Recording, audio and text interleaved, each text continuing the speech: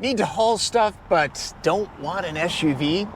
Have I got the car for you? And a reminder, watch these on your television. I shoot them in 4K. They look great.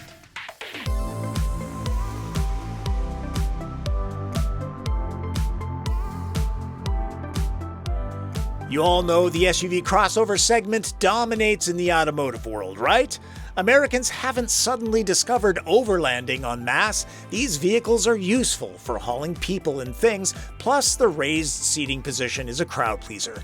Audi makes many SUVs. The A6 Allroad is not one of them. It's a wagon, an attractive one too.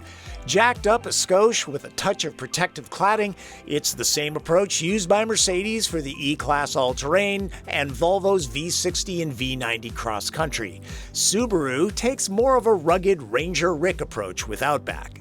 If you like the idea of the A6 Allroad, I think you have excellent taste. Hopefully your finances are healthy. The base price is $68,000, which might seem expensive, but at least it includes destination, standard quattro all-wheel drive, air suspension, and a pretty good Bang & Olufsen sound system. It's pretty much all you need. Audi has sent along a fancy one, equipped with the Advance and Luxury package. Its sticker price is closing in on $82,000. Honestly, a base premium model is a compelling choice. Don't overlook it. This prestige model adds better LED matrix lighting, remote parking assist, soft close powered doors, and a head-up display, among other things.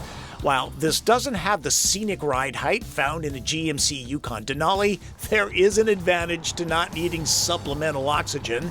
The H-point, or height of the seat, is ideal for sliding keisters in laterally without the help of mountaineering gear. Perfect for smaller kids, too. And it makes loading stuff easier. You don't need an SUV to get a large cargo area. Wagons have the same form factor and back. They just ride a little bit lower. The security cover raises up and out of the way. It gets used more often because of that. And the safest place for a dog is in the rear. The barrier helps keep them safe. Please don't let pets ride in front where the airbag can kill them. My public service announcement for today. Like SUVs and crossovers, little bits help to make the space more useful. If any other automaker is watching this, these elastic straps are the best thing ever. Storage under the floor? Yes. A spare tire?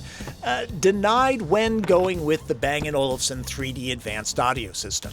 This is a big cargo area, so remote releases are appreciated. Dropped, there's a cave to toss stuff into. I didn't get to ski this year, but maybe you will. An Audi Q5 plug-in hybrid crossover takes on 6 bundles of my standardized measurement metric. At 30 cubic feet with seats up, Allroad crushes that. An impressive 9 packs of softness and absorbency. And if you think it doesn't close, well, of course it does. That's part of the test. On the other end of the car is a 3-liter turbocharged V6 that's smoother than Kenny G Jazz. It pumps out 335 horsepower and 369 pound-feet of torque. Those figures are when running specified premium fuel. The upgraded sound system adds a little bit of theater.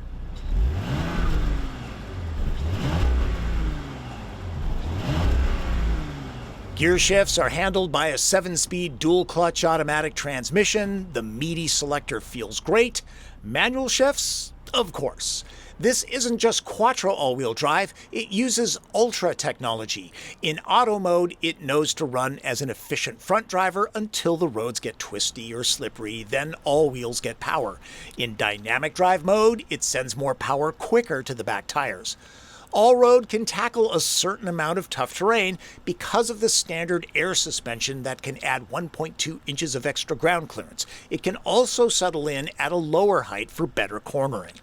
All that power motivating nearly 4,500 pounds of vehicle will get you from standstill to 60 miles an hour in a little bit over 5 seconds, so this is pretty brisk. That 0 to 60 thing is just a benchmark. What's really important is how it feels off the line, and this one's terrific. If you're looking for engine growl though, there's very little of that. This is a quiet vehicle. Know that the Prestige model adds insulated acoustic glass. It's a great road trip machine. On the highway, the A6 Allroad eats up miles like Tariq devours corn with a suspension that's compliant but not floaty at all. Again, this is a hushed vehicle. It's very comfortable, the kind of decompression chamber you'd want after a hard day at the office. I'm assuming I haven't had one of those in a long time. Mostly because I work from home, but I digress.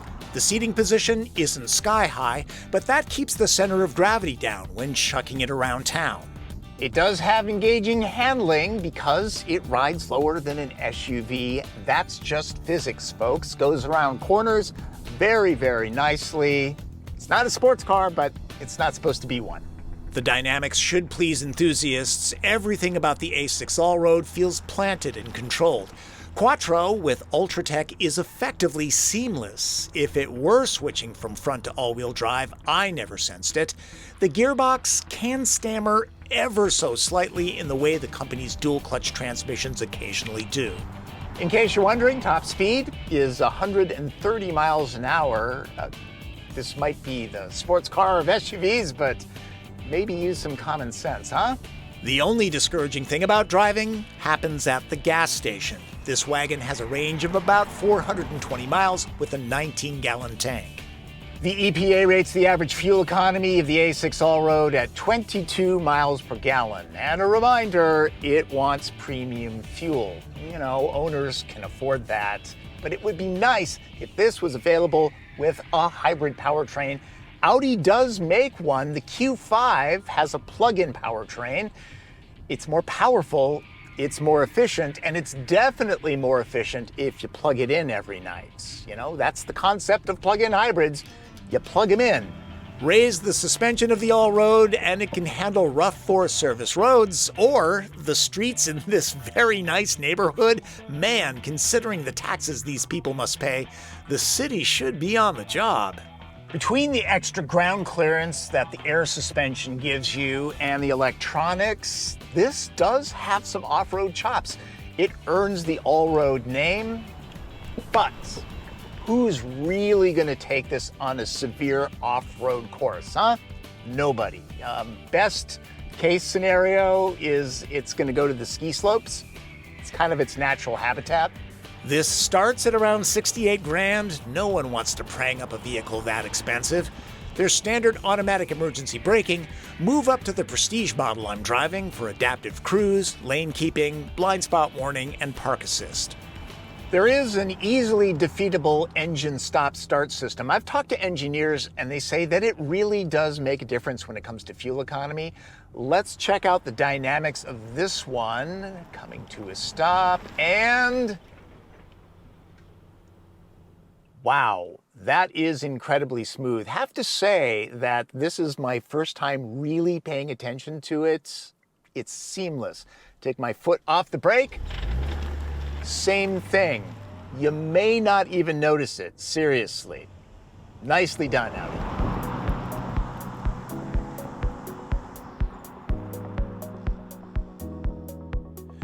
Audi is known for its well-appointed interiors, and the A6 Allroad sports that reputation. Materials are top-notch.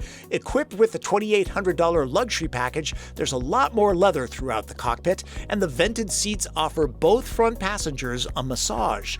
There's a mile of stitching. Love the open-pore wood. Looks like Audi cleared a small forest to harvest it. The panoramic roof is standard and, unlike some, gets an actual sunshade. The virtual cockpit lets drivers tailor the screen in a bunch of different ways. There's a look for just about anyone. Night vision is optional. The surround camera system is better than average. If you hit something, well, that's on you.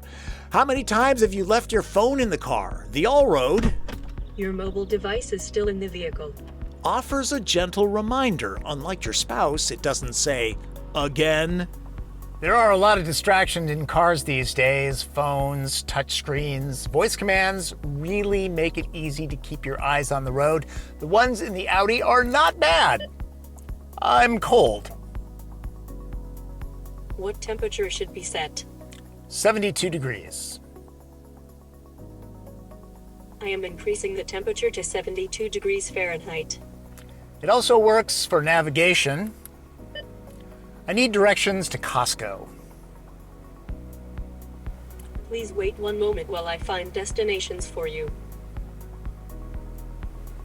You can now choose a line number or provide additional search terms.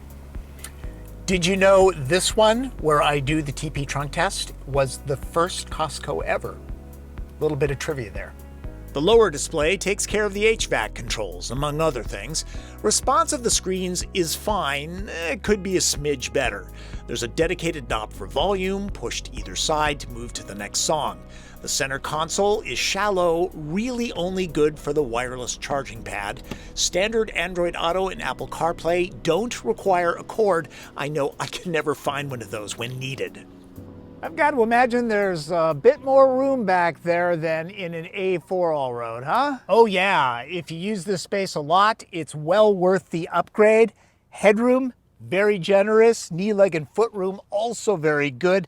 Cushions are high enough so that thigh support is excellent, and the door opening's big enough so that you can get car seats in and out without any trouble at all. Door pocket's a little small, but to make up for that, built-in sunshades. Nice. Each seat back gets a pocket. The kids won't fight over those. Adjustable vents, dual zone climate control, heated seats, power to charge your phone. It's all here. My only real gripe back here, the drive shaft tunnel is really big. For that reason, I say keep it to 2 adults back here. They will have everything they need. This is a nice back seat. It has a rugged edge, but the more urbane look of the A6 Allroad doesn't look like it wants to go camping or hiking 24/7. Same goes for the smaller A4 Allroad if you like the wagon concept but not the price tag of Big Brother. Want a high-performance hauler? Well, then go with the RS6 Avant, though that starts at around 120 grand. Ouch. Considering how many people gushed over the look of this in my week with it, I'm surprised I don't see them coming and going. Like Cristiano Ronaldo in a tailored suit, the crisp, spendy look is a style statement that few SUVs can make, and the interior is a very calming space. This might be expensive, but it could save you money on therapy. Let's sum up the A6 Allroad. Time for red light, green light. Green light. In a world filled with family truckster SUVs, the stylish Allroad is a fashion statement that stands out. The driving dynamics are top-notch, an excellent blend of sport and sanctuary. You'll spend time just hanging out in the cabin. It's that well crafted. It has the capability to go where owners will point it. The Quattro Ultra Tech and air suspension give it some off-road chops. Yellow lights. The seating position is raised up a little. Don't expect Chevy Tahoe altitude. Go with the excellent advanced Bang & Olufsen 3D audio system, and it eliminates the spare tire. The back seat is comfortable and well appointed, but the large drive shaft tunnel cuts into space. Red lights. This isn't a huge vehicle, but fuel economy would make it seem that way. Options like adaptive cruise are standard on vehicles half the Allroad's price. Even considering this is an Audi, as tested at nearly 82 large, buyers will think twice about laying out that kind of cash. That will buy 2 top-trim Subaru Outbacks, though even at its best, the Subi does not match the refinement and style of the Audi. There's a lot to be said about the base A6 Allroad. It delivers the same power and much of the Audiness of this loaded version, and wagons offer much of the utility found with SUVs in a more manageable size. There's all sorts of research done by the automotive industry that says people, and specifically women, want SUVs because they don't want to be seen in a mommy mobile. Devil's advocate, what do moms drive these days? SUVs, right? So, this, definitely not a mommy mobile. Something to think about. I'm not trying to talk anyone into a wagon. Vehicles are a personal choice. My job is to shed light on choices and alternatives. For those with the disposable income, the Audi A6 Allroad is a terrific way to take the Forest Service road less traveled. Full disclosure, I've owned a lot of wagons, 5 to be exact, including a Ford Country Squire with the fake wood trim. Couldn't beat it for hauling my band equipment around. Seems automotive writers love the long roof. And talking to my son, who's out of college and thinking about buying his first car, he said, "Man, I would love to get a station wagon. The Volvo Cross Country was awesome." There are times when a parent can be proud. This was one of them. I brought him up right.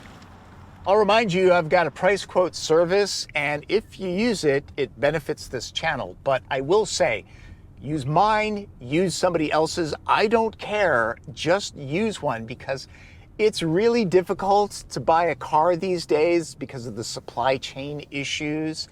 It'll save you time. It'll probably save you money. Okay, it's not perfect.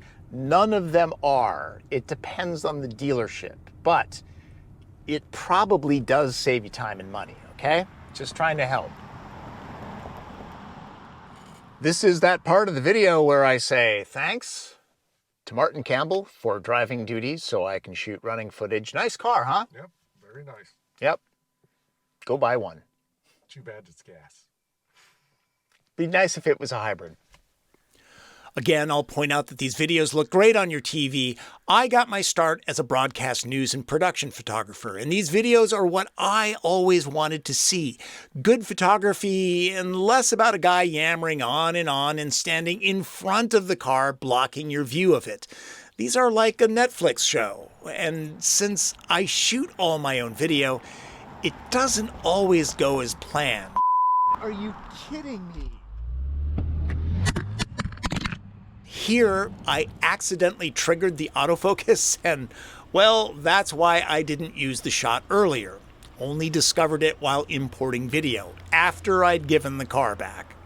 This is the end where I normally leave you with a fun fact, but I'm kind of out of Audi fun facts. I think I've told you that the rings represent the 4 companies that came together to become Audi, and that in Latin, Audi means listen. So instead, I'm going to share something with you about when I shoot these. People are always curious about the car, but then almost to a person, they ask me, "Are you selling it?" They think I'm like going to put it up on Auto Trader or something. No, I do car reviews. Sometimes people recognize me and, "Oh, you're the guy that does the TP trunk test." 20 years of automotive journalism, and that's what I'm known for. At least I'm known. Thanks for watching. Remember, subscribe to this channel, click notifications, follow me on Twitter. You can leave questions for me there, or leave it in the comments, okay? I'll try to get back to you. That's Driven. I'm Tom Volk.